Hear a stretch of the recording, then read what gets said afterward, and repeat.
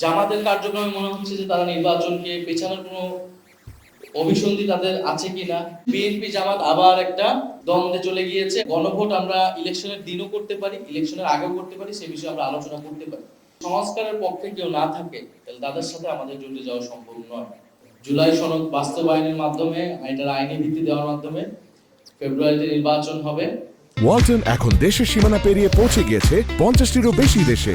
ওয়ালটন, ঘরে ঘরে, বিশ্বজুড়ে। গণভোট আগে হবে না পরে হবে, নির্বাচনের সাথে হবে না নির্বাচনের আগে হবে, এটাকে আবার প্রধান ইস্যু করে আনা হয়েছে। এটা মূলত জামায়াতে ইসলাম তারা নিয়ে আসছে এবং এটাও একটা ভুল রাজনীতি। এবং আমরা যেটা আগেও অভিযোগ করেছিলাম, যেখানে আমাদের দাবি ছিল উচ্চকক্ষে পিয়ার, দুই কক্ষে পিয়ারের দাবিটাকে এনে এটা ইস্যুটাকে ঘুরিয়ে দেওয়ার একটা চেষ্টা চালানো হয়েছে। এই একই চেষ্টা এখনো চালানো হচ্ছে। সনদে কি কি সংস্কার হবে, কি কি প্রস্তাবনা থাকবে এবং সেটার আইনি ভিত্তিটা কিভাবে হবে, ডক্টর ইউনূস সেটা আদেশ জারি করবে কিনা, এগুলো হলো প্রধান ইস্যু, প্রধান তর্কের জায়গা। এই জায়গাগুলোতে একমত হলে গণভোট আমরা ইলেকশনের দিনও করতে পারি, ইলেকশনের আগেও করতে পারি, সে বিষয়ে আমরা আলোচনা করতে পারি। কিন্তু গণভোট আগে হবে না ইলেকশনের দিন হবে, এইটাতে হচ্ছে বিএনপি জামাত আবার একটা দ্বন্দ্বে চলে গিয়েছে এবং যেই দ্বন্দ্বটা অযথা, অপ্রয়োজনীয় বলে আমরা মনে করছি।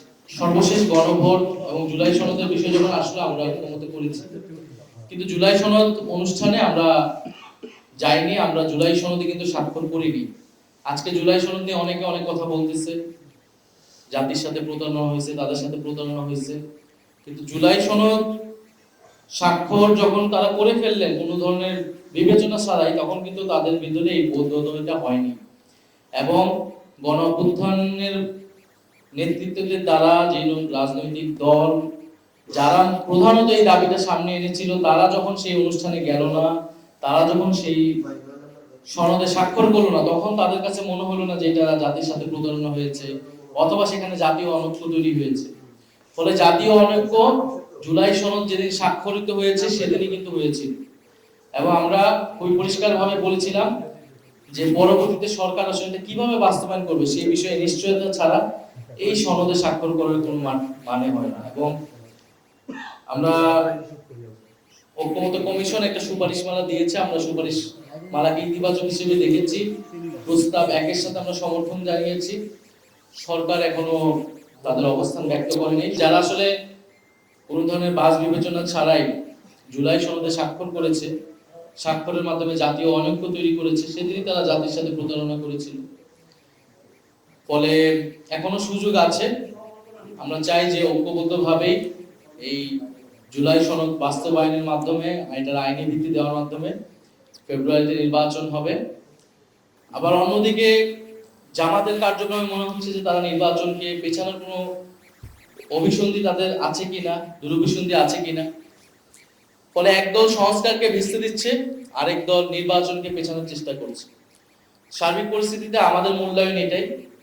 তবে আমরা এই দুইটার কোনোটাই চাই না। আমরা চাই যথাসময় নির্বাচন হবে ফেব্রুয়ারিতে এবং জুলাই সনদেরও আইনি ভিত্তি পাবে এবং বাস্তবায়ন হবে। সেই জায়গায় এই দুইটি দল সহ যারা সকল রাজনৈতিক দলের প্রতি আমাদের আহ্বান থাকবে, তারা যাতে এক জায়গায় আসে, ঐক্যবদ্ধভাবে আমরা এই পরিস্থিতির উত্তরণ ঘটাতে চাই। এবং জুলাই সনদে যদি নোট অফ ডিসেন্ট থাকে, সবগুলো দলের নোট অফ ডিসেন্ট রয়েছে, আমাদেরও দুই একটা ইস্যুতে নোট অফ ডিসেন্ট আছে, তাহলে আসলে কোনো জিনিসই তো আসলে বাস্তবায়ন হবে না। নোট অফ ডিসেন্ট তার একটা সিদ্ধান্ত গ্রহণের পরে তার বিরোধিতা ছিল, সেই ঐতিহাসিক ডকুমেন্টেশনের জায়গা থেকে সেটা রাখা হয়েছে, কিন্তু এটা আসলে গণভোটে এটার কোনো ইফেক্টিভনেস থাকবে না। যদি নোট অফ ডিসেন্টই থাকে বা যার যার ইশতেহারে থাকে সেইটা এসে বাস্তবায়ন করবে তার মতো, তাহলে গণভোটেরও প্রয়োজন হয় না, পুরো ঐক্যমত প্রক্রিয়ার যে এতদিন সেটারও কোনো প্রয়োজন হয় না। ফলে আমরা যে মৌলিক সংস্কারের যে জায়গাগুলোতে ঐক্যমত হয়েছে, ঐক্যমত কমিশন প্রস্তাবনা দিয়েছে, উচ্চকক্ষ পিয়ারের বিষয়, তত্ত্বাবধায়ক সরকারের বিষয়, সাংবিধানিক প্রতিষ্ঠানগুলোতে নিয়োগের বিষয়, বিচারপতি নিয়োগের বিষয়, এই সার্বিক বিষয়গুলোতে আমরা মনে করি যে গণভোটে যাওয়া উচিত। এবং সরকার এই গণভোটটা কিভাবে মানে কি প্রশ্ন সেখানে রাখবে সেটা হয়তো সরকার আরো বিবেচনা করতেছে। তবে আমাদের কাছে ঐকমত্য কমিশনের প্রস্তাব এক যেটা, সেটা আমরা সমর্থন করে আসছি।